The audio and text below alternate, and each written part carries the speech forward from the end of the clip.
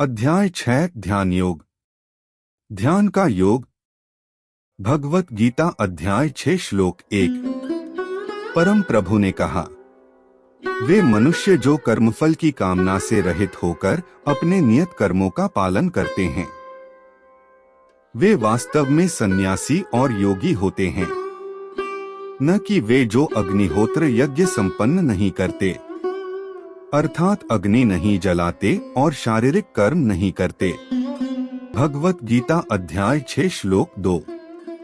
जिसे सन्यास के रूप में जाना जाता है, वह योग से भिन्न नहीं है। कोई भी सांसारिक कामनाओं का त्याग किए बिना सन्यासी नहीं बन सकता। भगवत गीता अध्याय 6 श्लोक 3। जो योग में पूर्णता की अभिलाषा करते हैं, उनके लिए बिना आसक्ति के कर्म करना साधन कहलाता है, और वे योगी जिन्हें पहले से योग में सिद्धि प्राप्त है, उनके लिए साधना में परम शांति को साधन कहा जाता है।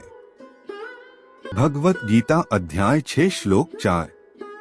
जब कोई मनुष्य न तो इंद्रिय विषयों में और न ही कर्मों के अनुपालन में आसक्त होता है, और कर्म फलों की सभी इच्छाओं का त्याग करने के कारण ऐसे मनुष्य को योग मार्ग में आरूढ़ कहा जाता है।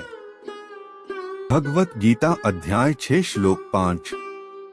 मन की शक्ति द्वारा अपना आत्म उत्थान करो और स्वयं का पतन न होने दो।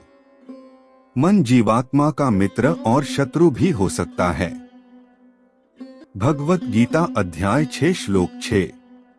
जिन्होंने मन पर विजय पाली है, मन उनका मित्र है, किंतु जो ऐसा करने में असफल होते हैं, मन उनके शत्रु के समान कार्य करता है। भगवत गीता अध्याय 6 श्लोक 7। वे योगी जिन्होंने मन पर विजय पाली है, वे शीत ताप, सुख दुख और मान अपमान के द्वंद्वों से ऊपर उठ जाते हैं। ऐसे योगी शांत रहते हैं और भगवान की भक्ति के प्रति उनकी श्रद्धा अटल होती है।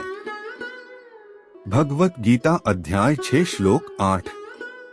वे योगी जो ज्ञान और विवेक से संतुष्ट होते हैं और जो इंद्रियों पर विजय पा लेते हैं, वे सभी परिस्थितियों में अविचलित रहते हैं।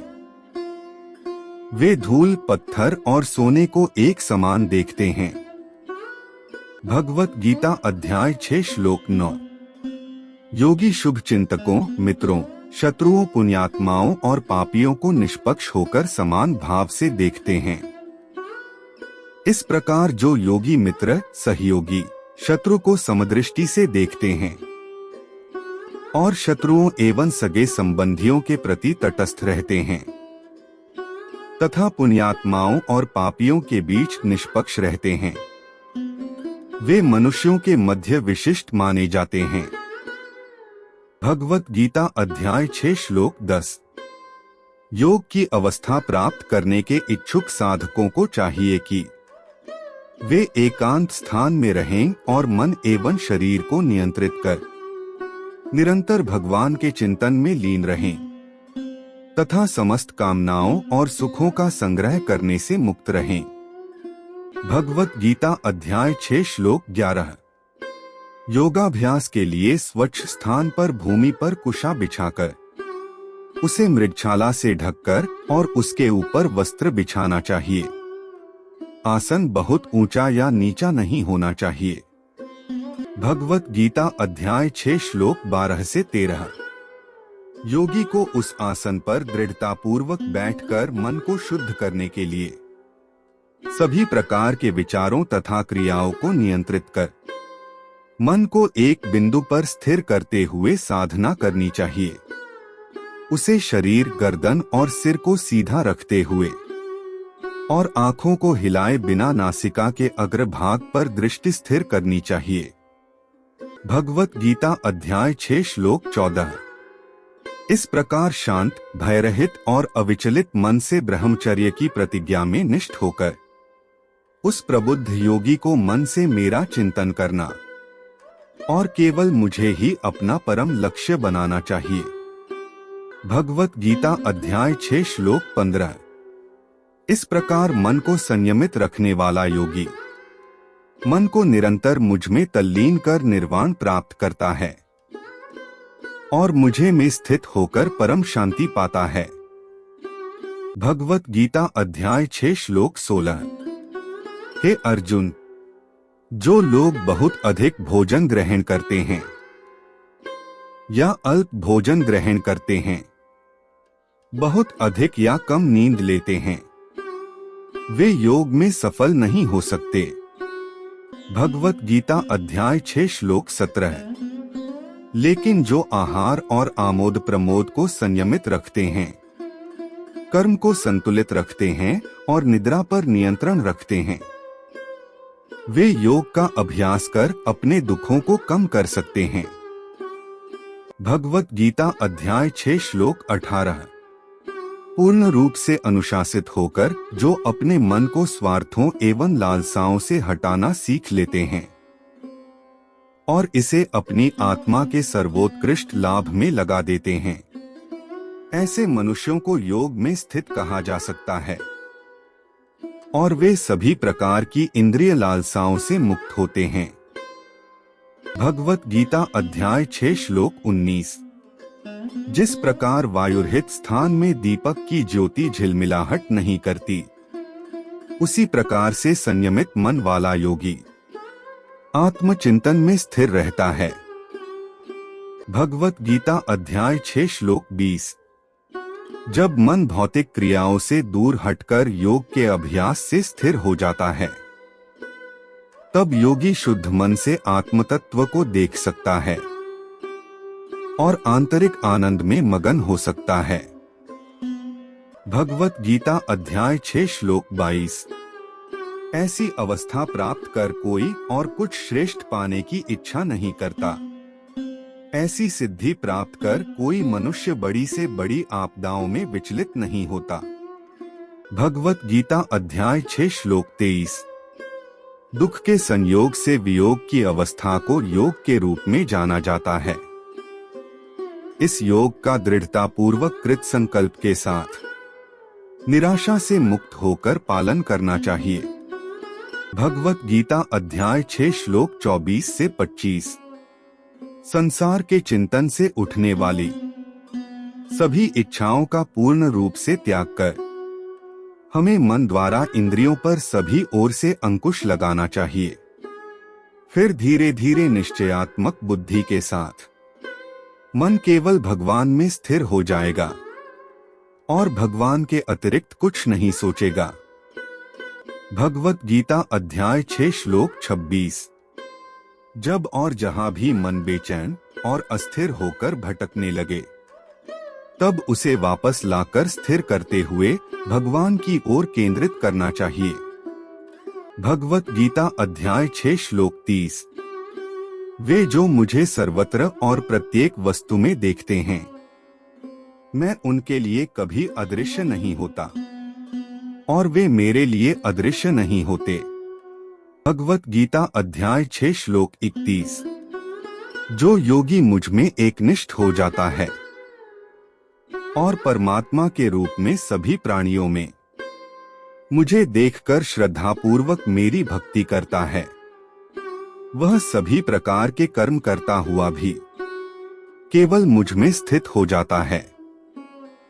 भगवत गीता अध्याय 6 श्लोक 32। मैं उन पूर्ण सिद्ध योगियों का सम्मान करता हूँ जो सभी जीवों में वास्तविक समानता के दर्शन करते हैं और दूसरों के सुखों और दुखों के प्रति ऐसी प्रतिक्रिया व्यक्त करते हैं जैसे कि वे उनके अपने हों। भगवत गीता अध्याय 6 श्लोक 33। अर्जुन ने कहा, है मधुसूदन, आपने जिस योग पद्धति का वर्णन किया वह मेरे लिए अव्यावहारिक और अप्राप्य है, क्योंकि मन चंचल है। भगवत गीता अध्याय 6 श्लोक 34। हे कृष्ण, क्योंकि मन अति चंचल, अशांत, हठी और बलवान है, मुझे वायु की अपेक्षा मन को वश में करना अत्यंत कठिन लगता है। भगवत गीता अध्याय 6 श्लोक 36। जिनका मन निरंकुश है उनके लिए योग करना कठिन है, लेकिन जिन्होंने मन को नियंत्रित करना सीख लिया है और जो समुचित ढंग से निष्ठापूर्वक प्रयास करते हैं, वे योग में पूर्णता प्राप्त कर सकते हैं। यह मेरा मत है। भगवत गीता अध्याय 6 श्लोक 37। अर्जुन ने कहा है, हे कृष्ण, योग में असफल उस योगी का भाग्य क्या होता है जो श्रद्धा के साथ इस पथ पर चलना प्रारंभ तो करता है, किंतु जो अस्थिर मन के कारण भरपूर प्रयत्न नहीं करता और इस जीवन में योग के लक्ष्य तक पहुंचने में असमर्थ रहता है। भगवत गीता अध्याय 6 श्लोक 38। हे महाबाहु कृष्ण, क्या योग से पथ भ्रष्ट ऐसा व्यक्ति भौतिक एवं आध्यात्मिक सफलताओं से वंचित नहीं होता और छिन्न भिन्न बादलों की भांति नष्ट नहीं हो जाता, जिसके परिणाम स्वरूप वह किसी भी लोक में स्थान नहीं पाता। भगवत गीता अध्याय 6 श्लोक 39। हे कृष्ण, कृपया मेरे इस संदेह का पूर्ण निवारण करें, क्योंकि आपके अतिरिक्त कोई अन्य नहीं है जो ऐसा कर सके। भगवत गीता अध्याय 6 श्लोक 40। परमेश्वर श्री कृष्ण ने कहा है, हे पृथा पुत्र, आध्यात्मिक पथ का अनुसरण करने वाले योगी का न तो इस लोक में और न ही परलोक में विनाश होता है। मेरे प्रिय मित्र, भगवत प्राप्ति के मार्ग पर चलने वाले को बुराई पराजित नहीं कर सकती। भगवत गीता अध्याय 6 श्लोक 41 से 42। असफल योगी मृत्यु के पश्चात पुण्य आत्माओं के लोक में जाते हैं। अनेक वर्षों तक वहां निवास करने के पश्चात वे पृथ्वी पर कुलीन या धनवानों के कुल में पुनः जन्म लेते हैं, अथवा जब वे दीर्घकाल तक योग के अभ्यास से उदासीन हो चुके होते हैं, तब उनका जन्म दिव्य ज्ञान से संपन्न परिवारों में होता है। संसार में ऐसा जन्म अत्यंत दुर्लभ है। भगवत गीता अध्याय 6 श्लोक 43। हे कुरुवंशी, ऐसा जन्म लेकर वे पिछले जन्म के ज्ञान को पुनः जागृत करते हैं और योग में पूर्णता के लिए और अधिक कड़ा परिश्रम करते हैं। भगवत गीता अध्याय 6 श्लोक 44। वास्तव में वे अपने पूर्व जन्मों के आत्मसंयम के बल पर अपनी इच्छा के विरुद्ध स्वतः भगवान की ओर आकर्षित होते हैं। ऐसे जिज्ञासु साधक स्वाभाविक रूप से शास्त्रों के कर्मकांडों से ऊपर उठ जाते हैं। भगवत गीता अध्याय 6 श्लोक 45। पिछले कई जन्मों में संचित पुण्य कर्मों के साथ जब ये योगी आध्यात्मिक मार्ग में आगे उन्नति करने हेतु निष्ठापूर्वक प्रयत्न में लीन रहते हैं, तब वे सांसारिक कामनाओं से शुद्ध हो जाते हैं और इसी जीवन में पूर्णतः प्राप्त कर लेते हैं। भगवत गीता अध्याय 6 श्लोक 46। एक योगी तपस्वी से, ज्ञानी से और सकाम कर्मी से भी श्रेष्ठ होता है। अतः हे अर्जुन, तुम सभी प्रकार से योगी बनो। भगवत गीता अध्याय 6 श्लोक 47।